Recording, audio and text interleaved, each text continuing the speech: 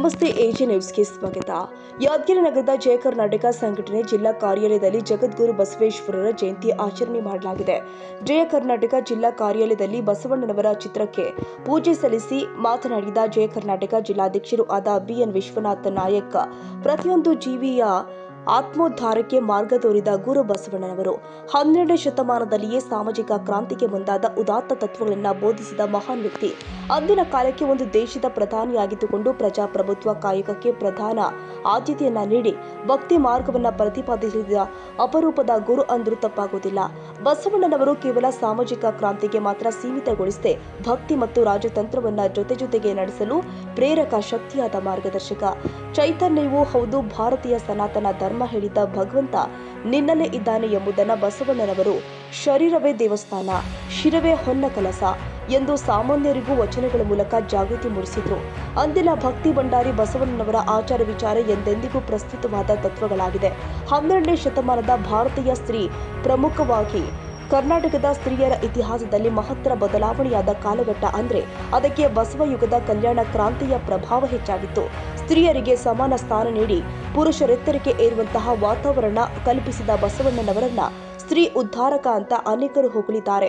ಬಸವಣ್ಣನವರು ಚಿಕ್ಕಂದಿನಿಂದಲೇ ಕ್ರಾಂತಿಕಾರಿ ಅಂತ ಸಾಬೀತುಪಡಿಸಿದ್ದು ಅವರ ಉಪನಯನ ಸಂಸ್ಕಾರದ ಘಟನೆಯಿಂದಲೇ ಕ್ರಾಂತಿಗೆ ಮುಂದಾಗ್ತಾರೆ. ಅಕ್ಕ ನಾಗಮ್ಮನಿಗೆ ಉಪನಯನ ಸಂಸ್ಕಾರ ಇಲ್ಲ ಎಂದಾಗ ಬಸವ ಅಕ್ಕನಿಗಿಲ್ಲದ ಜನಿವಾರ ನನಗೂ ಬೇಡ ಅಂತ ಅದನ್ನ ನಿರಾಕರಿಸಿ ತನ್ನ ಸಹೋದರಿಗಿಲ್ಲದ್ದು ನನಗೂ ಬೇಡ, ಎಂತಹ ಆದರ್ಶ ಸಹೋದರ. ಅದರಂತೆ ಬಸವಣ್ಣ ಮನೆಯನ್ನ ತೊರೆದು ಹೊರಟಾಗ ಅಕ್ಕ ನಾಗಮ್ಮ ಬಸವನಿಲ್ಲದ ಮನೆಯಲ್ಲಿ ನಾನು ಇರಲಾರೆ ಅನ್ನುವಲ್ಲಿ ಸಹೋದರಿ ಪ್ರೀತಿ ಮಿಂಚ್ತಾ ಇದೆ.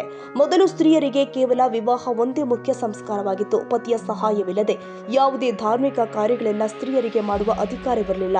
ಆದರೆ ಬಸವಣ್ಣನವರು ಲಿಂಗ ದೀಕ್ಷೆ, ವಿಭೂತಿ ಧಾರಣ, ಮಂತ್ರ ಪಠಣ ಮೊದಲಾದ ಧಾರ್ಮಿಕ ವಿಧಿಗಳಲ್ಲಿ ಪುರುಷನಷ್ಟೇ ಅಧಿಕಾರವನ್ನ ಅವಳಿಗೂ ಕೊಟ್ಟಿದ್ದಾರೆ. ಪ್ರಧಾನಿಯಾಗಿದ್ದ ಬಸವಣ್ಣನವರಲ್ಲಿ ರಾಜಕಳೆ ಹಾಗೂ ಗುರು ಬಸವೇಶ್ವರರಲ್ಲಿ ಸಾತ್ವಿಕ ಕಳೆ ಎರಡನ್ನೂ ಕೂಡ ಕಾಣಬಹುದು. ಇದು ಸಮಾಜದ ಆರೋಗ್ಯಕರ ಬೆಳವಣಿಗೆಗೆ ದುಡಿದ ಕಾಯಕ ಯೋಗಿಯಾದ ಬಸವಣ್ಣನವರ ಜಯಂತಿ ಹಾಗೂ ಅಕ್ಷಯ ತೃತೀಯ ಅವರ ತತ್ವಗಳು ಸರ್ವಕಾಲಿಕವಾಗಿ ಅಕ್ಷಯವಾಗಲಿ ಅಂತ ಆಶಿಸೋಣ. ಇದೇ ಸಂದರ್ಭದಲ್ಲಿ ಜಿಲ್ಲಾ ಉಪಾಧ್ಯಕ್ಷರು ಆದ ದೀಪಕ ಪುತ್ತಾರ್, ಕೆಬಿ ಅರುಣ್ ಕುಮಾರ್, ಈಶಪ್ಪ ಕಪನೂರ್, ಭೀಮು ನಕ್ಕಲ್, ಗಂಗು ನಾಯಕ್, ಅಶೋಕ ಮುದ್ದಾಳ್, ನರೇಶ್ ಹೊಸಳ್ಳಿ, ನಿಂಗರಾಜ್ ಅಂಬಿಗರ್, ಅಮೀರ್ ಚೌಧರಿ, ಸಂತೋಷ್ ಹೊಸಳ್ಳಿ, ಶರಣು ಹೊಸಳ್ಳಿ, ಅಹಮದ್ ಚೌಧರಿ, ಇನ್ನು ಅನೇಕ ಸಂಘಟನೆ ಕಾರ್ಯಕರ್ತರು ಉಪಸ್ಥಿತರಿದ್ದರು. Nizamuddin, Yadgiri, AJ news.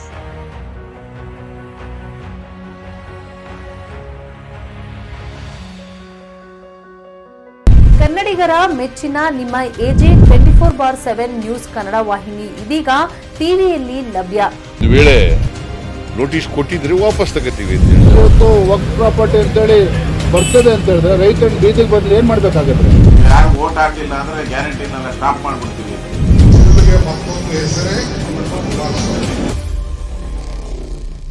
ಕರ್ನಾಟಕ ಮತ್ತು ದೇಶ ವಿದೇಶ 360 ಡಿಗ್ರಿ ಸುದ್ದಿ ಹಾಗೂ ಉತ್ತರ ಕರ್ನಾಟಕ, ಬೆಳಗಾವಿ, ಬಾಗಲಕೋಟೆ, ಧಾರವಾಡ, ಹಾವೇರಿ, ಗದಗ, ಬಿಜಾಪುರ ಜಿಲ್ಲೆಯ ಕ್ಷಣ ಕ್ಷಣದ ವಿವರವನ್ನ ಪಡೆಯುವುದಕ್ಕೆ ಎಜೆ 24/7 ನ್ಯೂಸ್ ಕನ್ನಡ ವಾಹಿನಿಯನ್ನ ಲೈಕ್ ಮಾಡಿ, ವಿಡಿಯೋಗಳನ್ನ ಶೇರ್ ಮಾಡಿ, ಕಮೆಂಟ್ ಮಾಡುವ ಮೂಲಕ ನಮ್ಮ ವಾಹಿನಿಗೆ ಸಹಕಾರ ನೀಡಿ ಮತ್ತು ಚಾನೆಲ್ ಅನ್ನ ಸಬ್ಸ್ಕ್ರೈಬ್ ಮಾಡಿ.